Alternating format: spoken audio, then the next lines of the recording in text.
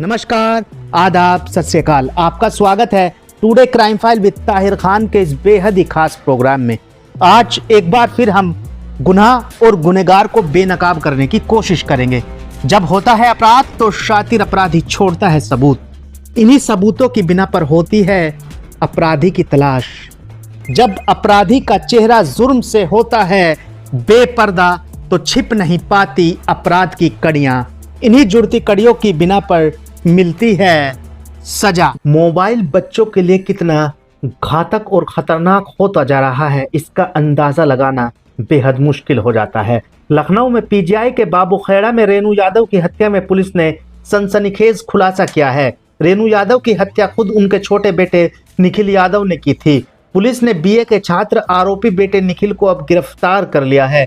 Online gaming के चक्कर में निखिल ने मां रेनू को मौत के घाट उतार दिया था। निखिल को ऑनलाइन गेमिंग बेटिंग की लत लग चुकी थी। गेम में काफी रकम भी हार चुका था। रकम चुकाने के लिए लोन लिया था। लोन वाले निखिल को वसूली के लिए परेशान कर रहे थे। ऑनलाइन गेमिंग में 50 लाख से अधिक का ट्रांजैक्शन कर चुका था। घटना के दिन मां रेनू के जेवर घर से चुराए। मां को पता चल जाने के शक में पेचकस से गले और सीने पर वार किए। इसके बाद सिलेंडर से सिर कुचलकर उनकी हत्या कर दी। देखिए, दिनांक 3 अक्टूबर को थाना पीजीआई पुलिस को सूचना मिली थी कि रेनू यादव पत्नी रमेश यादव, जो कि बाबू खेड़ा बल्ले पश्चिम गांव की रहने वाली है, कुछ अज्ञात व्यक्तियों द्वारा इनके घर में चोरी के इरादे से घुसे और इनको घायल कर दिया गया, जिसके बाद इनको जब अस्पताल लेकर गए तो इनकी मृत्यु हो गई। साथ ही साथ एक पुलिस को ऑडियो भी साझा की गई थी, जिसमें कि इनके जो पुत्र निखिल यादव हैं, उनके द्वारा ही बताया गया था कि ये जो चोर है उनकी मां को घायल करके भाग रहे हैं और अब निखिल को मारने के लिए उनके पीछे भी लगे हुए हैं। इसमें हमने मृतका के पति की तहरीर पे संगत धारा में अभियोग पंजीकृत कर दिया था और इसमें 5 टीमें हमने इसकी घटना के सफल अनावरण के लिए गठित कर दी थी। बेटा ऑनलाइन गेम की लत से पूरी तरह से कर्ज में डूब चुका था। लोन को चुकाने के लिए मां की हत्या करके चोरी किए जेवर भी पुलिस ने बरामद किए हैं। अब कातिल बेटा गिरफ्तार कर लिया गया है। ये पूरी कहानी उत्तर प्रदेश के लखनऊ से है। जी हाँ, पीजीआई क्षेत्र में रेनू यादव की हत्या का लखनऊ पुलिस ने खुलासा सोमवार को कर दिया है। ऑनलाइन गेम खेलने और बैटिंग की वजह से कर्ज में डूबे रेनू यादव के बेटे निखिल ने ही मां को मौत के घाट उतार दिया था। लोन चुकाने के लिए उसने मां की हत्या की और घर से जेवर चुरा लिए। पुलिस की टीम ने मामले का खुलासा करते हुए निखिल यादव को गिरफ्तार कर लिया और सभी जेवरात बरामद कर लिए हैं। डीसीपी दक्षिणी निपुण अग्रवाल ने बताया कि शुक्रवार 3 अक्टूबर को बाबू खेड़ा कल्ली पश्चिमी थाना पीजीआई लखनऊ निवासी रमेश यादव ने पुलिस को बताया कि बेटे निखिल यादव उर्फ गोलू ने कहा कि घर में बदमाश घुस आए हैं। उनकी पत्नी रेनू यादव और बेटे को मारा पीटा गया है। जब वह घर पर पहुंचे तो लोग पत्नी को अस्पताल लेकर चले गए थे। घर का सारा सामान बिखरा पड़ा था। उनकी पत्नी की मौत हो चुकी थी। थाना पीजीआई में मुकदमा दर्ज किया गया था। डीसीपी दक्षिण निपुण अग्रवाल ने कहा कि सीसीटीवी कैमरों और मैनुअल टेक्निकल साक्ष्यों के आधार पर मां की हत्या के मामले में बेटे निखिल यादव उर्फ गोलू को ग्राम ओरहमा अलीपुर बहेरा थाना सुल्तानपुर घोष जनपद फतेहपुर से गिरफ्तार कर लिया गया है। उसने पुलिस को बताया कि वह ऑनलाइन गेमिंग बैटिंग का आदी हो चुका है।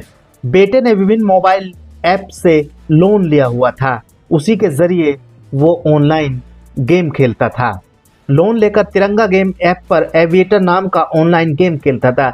यह ऐप कुरैको कैरिबियन लाइसेंस पर संचालित होते हैं। किस लिए मारा है?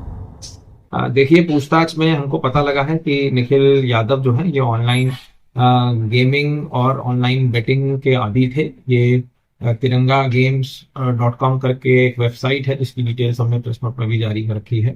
ये उसमें बेटिंग करा करते थे, जो कि संभवतः ये इलीगल है और उसकी इनकी लत लगी हुई थी, जिसके बाद इन्होंने फ्लैश वॉलेट और तमाम पॉकेट नाम की वेबसाइट से फ्लैश लोन ले रखा था, जहाँ पे इनको साइबर फ्रॉडस्टर ने इनको ब्लैकमेल भी कर रहे थे, जिसके बाद पैसे को रीपे करने के लोन को रीपे करने के लिए एकत्रित करा। निखिल ने बताया कि वह ऑनलाइन बैटिंग की इस लत और आर्थिक दबाव के कारण उसने अपनी मां के गहने चोरी करने का ये प्लान बनाया था।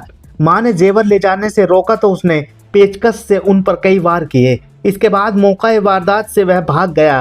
पुलिस ने निखिल के बैग से हत्या में इस्तेमाल पेचकस तथा सोने के गहने बरामद कर लिए हैं। निखिल यादव लोन की किश्त समय पर नहीं जमा कर पा रहा था। इसके पहले का लोन भी उसने मां के जेवर चोरी करके उन्हें बेचकर फिर चुकाया था।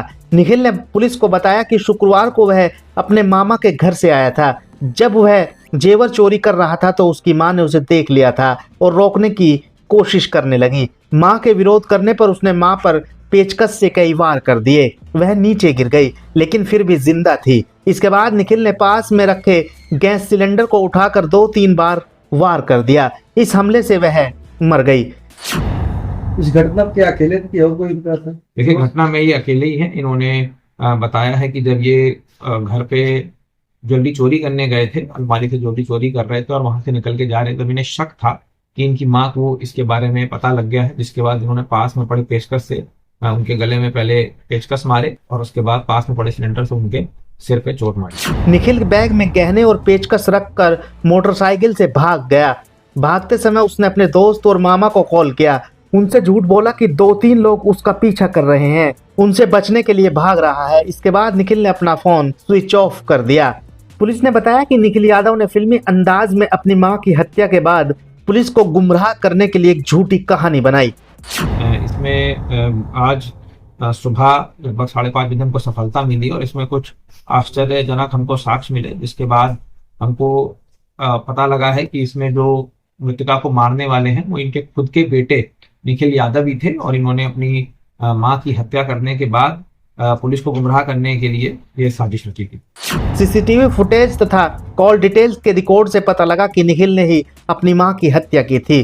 पुलिस ने सोमवार की सुबह फतेहपुर से निखिल यादव को गिरफ्तार कर लिया है। सर, ये हत्या के बाद सर कहाँ थे, कितने दिन ये कहाँ इन्होंने फरारी कर? देखिए, इन्होंने जब ये हत्या कार्य करी उसके बाद ये अपने पिता की जो स्प्लेंडर बाइक थी उस पर बैठ के वहाँ से निकल गए और ये कैंटोनमेंट होते हुए चारबाग रेलवे स्टेशन पहुंचकर इन्होंने त्रिवेणी एक्सप्रेस जो ट्रेन है वो पकड़ ली थी और उसके बाद ये इनकी गिरफ्तारी फतेहपुर से हुई है। और इन्होंने घटना करने के बाद इन्होंने पुलिस को गुमराह करने के लिए अपने मामा को, पिता को और तमाम मित्रों को फ़ोन करके ये बताया कि ये जो चोर है जिन्होंने इनकी माँ को मारा है वो इनको भी मारना चाह रहे हैं और उनसे बचने के लिए यहाँ से भाग रहे हैं। ये आदि था तो इसका कितना ट्रांजैक्शन निकला है, कितने साल से खेल रहा था ये बेटिंग है? देखिए, पूछताछ में इन्होंने बताया है कि लगभग 1 साल से इन्होंने 50 लाख रुपए का आदान प्रदान करा है इस गेमिंग ऐप के, गेमिंग वेबसाइट के माध्यम से। और हम इसमें भी इसकी वैधता के लिए अभी हम सुपीरियर अथॉरिटी से पत्राचार भी कर रहे हैं। बताया गया है कि ये गेम ऑफ चांस है, गेम ऑफ स्किल नहीं है। इसमें ये जुआ सट्टा बिल्कुल बैंड है ऑनलाइन। इसके लिए हम इसकी वैधता के लिए हम कम्युनिकेशन भी कर रहे हैं। सर, ऑनलाइन गेम के बारे में क्या परिवार को पहले से मालूम था? देखिए, परिवार वालों को कुछ पता था क्योंकि इसने पहले भी अपनी माँ के जो ज्वेलरी है उसको गिरवी रखा था। इसके मित्रों को पता था और ये इसका आदी था और ये इसके मित्रों के साथ ही खेला करता था। सर, कितने कैमरे देखे गए होंगे लमसम इनकी गिरफ्तारी के लिए? कई 100 कैमरे हमने देखे। सर, ज्वेलर्स वाले सामान गिरवी रख लेते हैं तो इन पे भी क्या कुछ ऐसी कार्रवाई होगी जो? देखिए, देखते हैं, इसमें पता लगता है कि उनका क्या ऐसा मैलिफाइड इंटेंशन था, नहीं था, उन्हें पता था या नहीं था। क्योंकि अमूमन ऐसा देखा जाता है कि चोरी या अन्य मामलों में ये सब सामान रख लेते हैं, तो कुछ देखिए, क्लैरिफाई कुछ ऐसा? ये एक बालिग व्यक्ति हैं, ये इनकी 20 साल की उम्र है, ये BA के छात्र हैं, तो इसमें भी हम जांच पड़ताल करेंगे कि क्या इनकी वैधता है नहीं।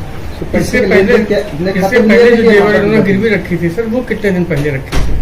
कुछ महीने पहले इन्होंने रखा था। एक बार इन्होंने ज्वेलरी रख के, गिरवी रख के उसको छुड़ा लिया था। उसके बाद दोबारा भी एक ज्वेलरी उन्होंने वर्तमान में भी गिरवी रखी। इस बीच सर परिजनों को पता नहीं चला कि जेवर गिरवी रखा है? परिजनों को इसके बारे में जानकारी। सब पैसे के लेन देन अपने खाते में लेते थे कि परिवार के भी खाते में लेते थे? देखिए, पैसा ये खुद लिया करते थे। ये इनका ऑनलाइन वॉलेट जो फ्लैश ऐप है ये अपने खाते में लिया करते थे और उसके बाद फिर ये गेम में जो पैसा जब उनको रीपे करना होता था, गेम वालों को, जुए को जो पैसा देना होता था, उसके लिए ये ऑनलाइन पेमेंट करते थे। UPI QR कोड, जो कि वो सब ऑनलाइन डिजिटल प्लेटफॉर्म से उसके माध्यम से करा। सर, माँ ने विरोध जताया था या केवल शक के दायरे में ही मार दिया है? देखिए, इन्होंने पूछताछ में बताया है कि इनकी माँ जिस कमरे में ये चोरी कर रहे थे बार बार आ जा रही थी, उसके बाद ये आके सो गई थी, तो इनको शक था कि इनकी माँ को पता लग गया है, जिसके चलते इन्होंने अपनी माँ को मार दिया।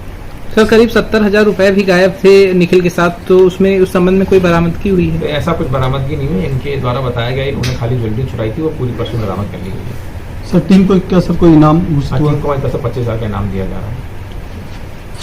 उत्तर प्रदेश के लखनऊ से दिल को दहलाने वाली, रिश्तों का कत्ल करने वाली क्राइम रिपोर्ट। प्लीज आप चैनल को सब्सक्राइब जरूर कर दीजिएगा। जुर्म कभी भी किसी भी रूप में आपके दरवाजे पर दे सकता है दस्तक। गुनाहगार कभी भी बना सकते हैं आपको अपने खूनी खेल का शिकार। इसलिए आप बेखबर होकर जीना छोड़ दीजिए। रहिए हर पल बाखबर, मुजरिमों की शातिर निगाहों से खुद को रखने के लिए महफूज। देखते रहिए India crime file with Tahir Khan. तो अभी के लिए बस इतना ही। आप रहिएगा होशियार, खबरदार। आप स्वस्थ रहें, मस्त रहें, सतर्क रहें, सुरक्षित रहें। फिर मुलाकात होगी किसी नई घटना के साथ। देखते रहें today crime file with Tahir Khan. सीख एक को, लेकिन सबक हम सबको। नमस्कार, जय हिंद।